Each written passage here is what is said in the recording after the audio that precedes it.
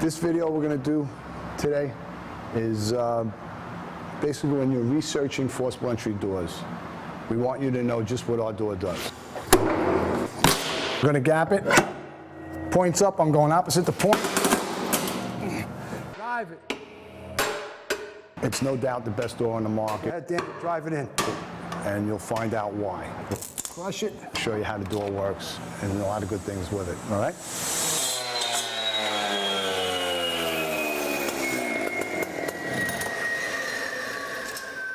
What we're going to start with, assembly. The beauty of this door is it breaks down into 6 pieces, and it could go right into a pickup truck or a van. So you could bring it from one firehouse to another firehouse. When you assemble this door, all you have to do is drop the 2 tubes in, put the header on, and put the doors on. And we're going to do that for you right now. This is the hinge post. We're going to drop that in on the hinge side. The hinge side is where the fins are, all right, for support. This side here, we have no fin at the feet. You're working free with the feet at the forcing side, all right? Okay, when you put these in, make sure all the base bolts are backed out so it goes in clean and there's no debris at the bottom of the cup. So let the post go right down and hit diamond plate. All right, we just dropped the 2 posts in, all right, and we keep them loose. We do not tighten the base bolts yet. We want to put the header on first. Okay, now we're going to put the 6 bolts in. Leave the bottom base bolts loose so that we can move this to put the bolts in easily. Now, we'll keep these loose. Now we'll tighten up the base bolts on this side, base bolts on that side. Don't want to over tighten, there's no need to. What the base bolts are doing is putting this tube against this side of the cup and the other tube against that side. What that's doing is giving me the correct spacing when the doors swing between the door and the jamb. This jamb is also adjustable, and we're going to get into that a little later in the video, okay? Now we're going to tighten up the top. All you need for the top bolts, just have a hold-back wrench, and again, just snug. All right, now we can just hang the doors. These doors, we keep them light enough so we can move them around, we can break it down, but we keep the area you're working in, the gray area, very fortified. You can work all day long on this area, all right? It's going to hold up for years. You can have guys lifting the door and setting it on the hinges. There's just the 2 of us here, so I'm going to show you a technique I like.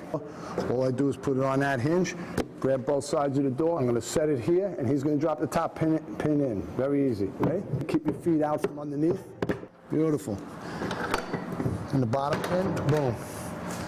That's one door.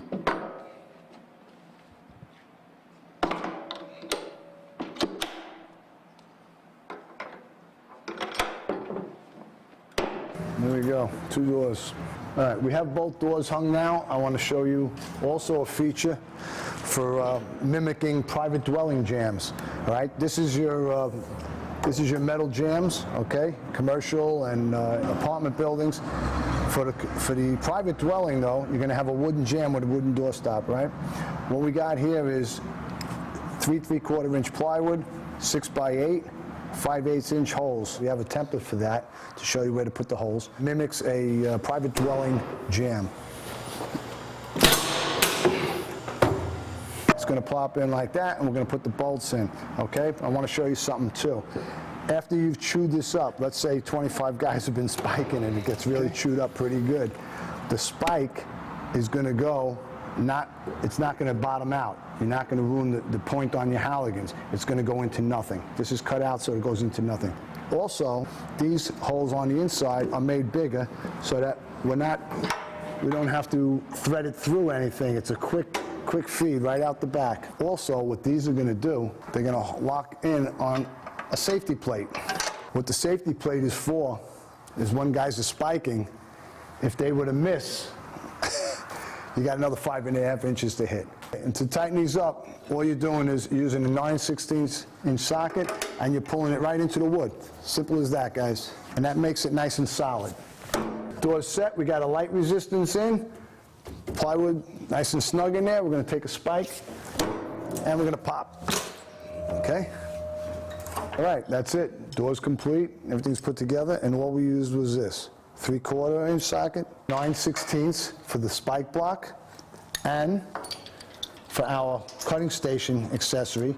I'm not going to go into the cutting station in this video. There's a great video featuring just the cutting station. So you got all the details on the cutting station on another video in products, okay? All you need is 2 sockets and 1 hole back wrench when you're doing the top, 3/4. That's the tools for the door. Virtually no maintenance on this door. You really don't have to do anything to it, okay? All right, when you get a door shipped to you, all right, you're gonna find it like this. It's gonna be strapped to a pallet, and it's gonna be topped with a blue top and then stretch wrap all around like a cocoon. These serve 2 purposes, the mats. There's 4 of them, 2 on this side, 2 on the other. Protects the door during shipping, and it protects your apparatus floor once you have the door. Lay them down, they're interlocked together, put your door on them, they protect your apparatus floor from any damage. All right, your door is going to come also with 48 heavy resistances and 24 lights. 4 spike blocks here, 1 already in the door, and now you have the box. Inside here, you're getting 2 DVDs. Owner's DVD, training DVD. It's an hour-long training DVD. A lot of different techniques on there. You got bungee cords. I'm going to show you what you could do with bungees a little later. A couple of chocks. You got templates for your light resistance and your heavy resistance. You have 6 angle irons. Drive it. I'll show you how to use them and then how to bend them right back into shape. They're reusable. You got your template. This is the template for the spike blocks. Put the holes. And these are your spacers, 16th and an 1/8. This makes your doorstop jamb adjustable, make it tighter or looser. So it's adjustable door jamb, we'll show you how to do that. All right? Okay, one of the best things about my door is the fact we got 2 swinging doors on here. Our left-hand swinging door, point is up, I'm going opposite the point. And the right-hand swinging door. Point is down, I'm going opposite the point. When I designed this, I thought there's no way you can just have 1 door and have, especially young firefighters, train on 1 door. The real world, you have doors that swing to the left and doors that swing to the right. Gapping is different. Spiking tremendously different on a door that swings to the left, swings to the right. If this prop were only made with 1 door, okay, the only way I'd be practicing the gap method, point up, you got to go opposite the point, so you're coming down, all right? When I go to spike a jam, a wooden jam, all I'm practicing is a left-handed swing and a downward motion. What happens in the real world when I got a door that swings the other way? I got to practice, okay? So if we come over to the other side of the prop, now we got a door that swings towards the right. And both gapping and spiking is different. So if it's a metal jam, I'm gapping. Now the point is down. I'm going up this time, opposite the spike. Totally different from the other door. Now, what if I'm spiking? I have to swing right-handed. I'm not good at swinging right-handed. Plus, not only do you have to practice your swing, but once you bury the spike, the technique is different because now the adze is up. So you're going to come on this side of the tool, basically come up and in or in. Totally different. The swing is different. The technique after is different. Don't cheat your guys out of what they're going to see in the field. When their muscle memory is good for a door that swings one way and a door that swings the other way, you're going to be shocked at how fast they're going to solve any problem that they hit if they've seen it before. Big feature, 2 doors. I wouldn't sell this with 1 door. All right? One of the best features I designed into this door is this. Resistances we use, here's your template for your light and your template for your heavy. I made the sizes with firemen in mind. The most wood that they have access to is usually 2x3s or 2x4s. So if they have 2x3s, allowing for the saw cut, that's a 2x3. So an 8-foot 2x3 will give you 16 heavy resistances. If you had 2x4s, which we have an abundance of, for every foot of a 2x4, you get not only 2 heavies, but you get a light resistance. Basically, you're getting 16 heavies out of that 2x4 and 8 lights out of one 8-foot 2x4. This is the easiest way and cheapest way I find of giving you resistances to mimic the locks. And the forcing is great with these sizes. Stop. The door is made so that you got a light resistance is 1 by, and that's basically used for when you're spiking the door.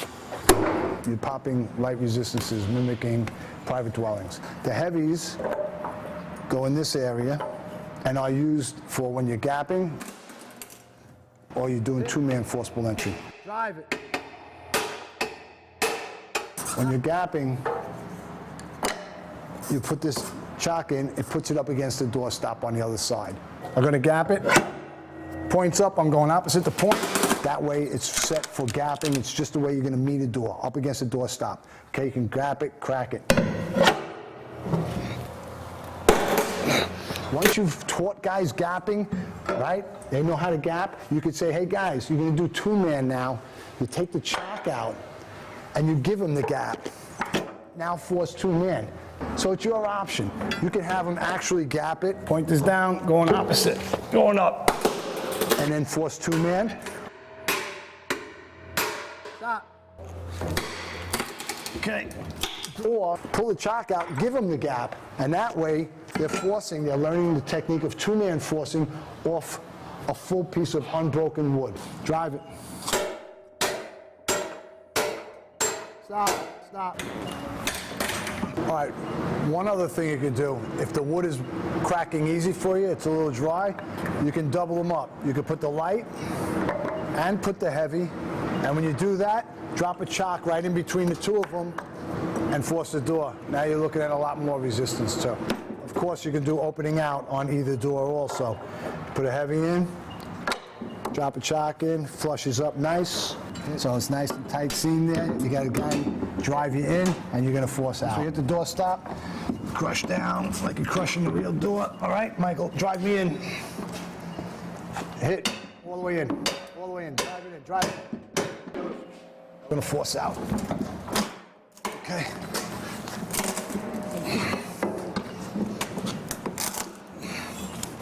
Okay, with this door, obviously you can even use a bunny tool, hydro ram, rabbit tool.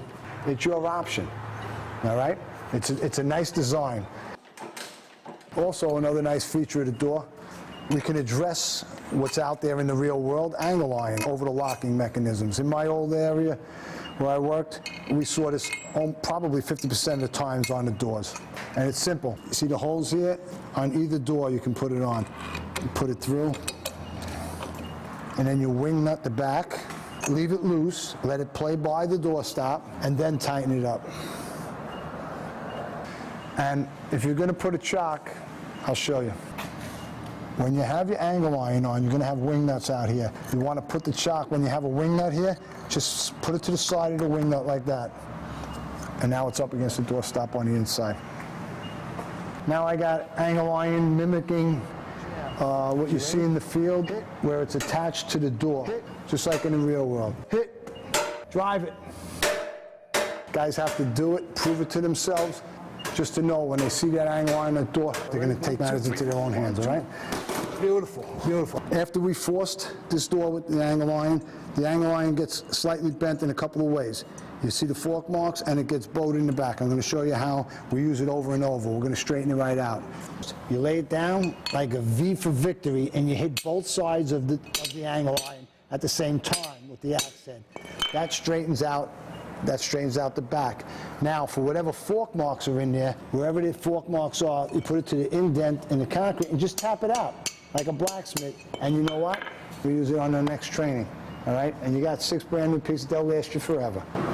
All right, the door also comes with a few bungee cords, a couple of bungee cords, all right? I'm gonna make this a self-closing door. And how this works, it's so simple.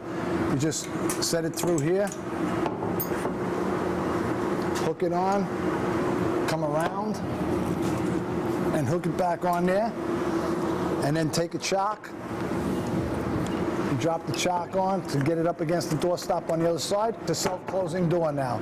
Come on this side with the bungee now. It's a self-closing door. For a brand new guy that comes into the firehouse, it's great because you can show him how the tool works before you even crack the first piece of wood. If you got a guy that never saw this, a brand new kid, you're going to show him all the different things. You can show him gapping, crack away from the point. Second move, boom. You can show him bevel the door. Why bevel the door? Gives you the more pop. Why bevel the jam? It's easy to go in, but it gives you less. They can train all day long on their spike method, you know? It's great, and without cracking one piece of wood. It's simple, but it's training. Another nice feature about the door is the doorstop jam is adjustable. You can have it tighter to the door or looser to the door. Out of factory, the hinges never have to be adjusted. We weld these so there's no adjusting here. I inspect every door out of fabrication. The gaps are where I like them. The only time you're going to be using this is over years of abuse where the fork has basically taken away some of the steel. We're talking long periods of time. And if it becomes easier to force, then you want to put the spacer in and make it tighter. All you have to do is loosen these up. This plays forward. I could take the spacer, slip it right in behind. Let the lip catch the top. Now we tighten it up. Now the door is even closer. If it's too tough for some members to get used to in the beginning, you can make it easier for them to force by loosening up these base bolts back here and then putting the spacer on this side, making the tube further out, which opens up the space for them and making it easier to force. You can make it easier or you can make it harder, depending on how you like it. Out of factory, it's where we like it. It's where I think it should be, okay? But it is adjustable, just to let you know that, okay?